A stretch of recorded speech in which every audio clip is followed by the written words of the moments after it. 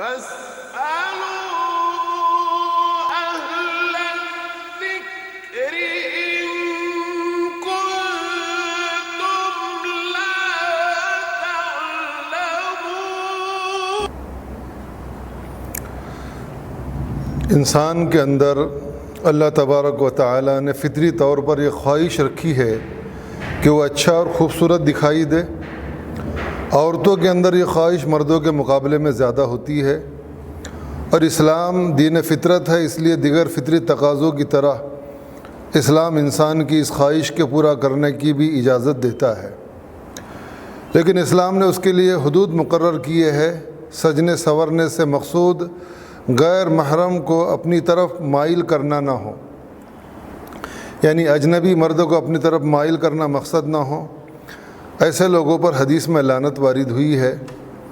ایک دوسری حدیث میں ارشاد ہے، جو عورت خوشبو لگا کر باہر نکلے اور اس کا گزر ایسے لوگوں کے پاس سے ہو جو اس کی خوشبو کو محسوس کرے، تو اس عورت کے لیے بڑے سخت الفاظ حدیث میں ارشاد فرمائے گئے ہیں۔ اسی طرح سجنے سنورنے سے مقصد فخر و نمائش نہ ہو۔ اگر یہ خرابی نہ ہو تو سجنا سنورنا مباح ہے، جائز ہے، بلکہ خاتون کے لیے شوہر کو خوش کرنے کی نیت سے شرعی حدود میں رہتے ہوئے سجنا سنورنا مستحب ہے، اس کو پسند کیا گیا ہے۔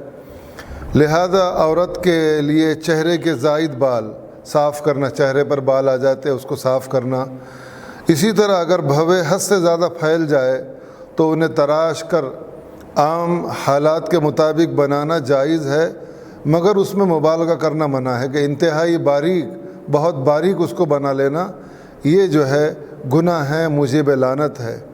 نیز عورتوں کے لیے آرٹیفیشل پلکیں اور ناخن لگانا جائز ہے، جیسا کہ آج کل ہوتا ہے۔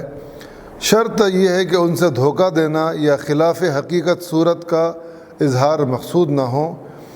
یہ اگر نیت نہیں ہے تو پھر شوہر کے لیے اپنے آپ کو سنوارنا یہ بالکل اسلام میں جائز ہے اور اس کو پسند کیا گیا ہے۔ لہذا خواتین شریعت کے قوانین کا لحاظ کرتے ہوئے اللہ تعالیٰ نے اپنے آپ کو خوبصورت بنانے کی یا اپنے آپ کو سنوارنے کی جو اجازت دی ہے، وہ اس میں رہتے ہوئے بالکل اپنے آپ کو سنوارے اور اپنے آپ کو سجائے، اس کی اسلام بالکل اجازت دیتا ہے۔ السلام علیکم ورحمۃ اللہ۔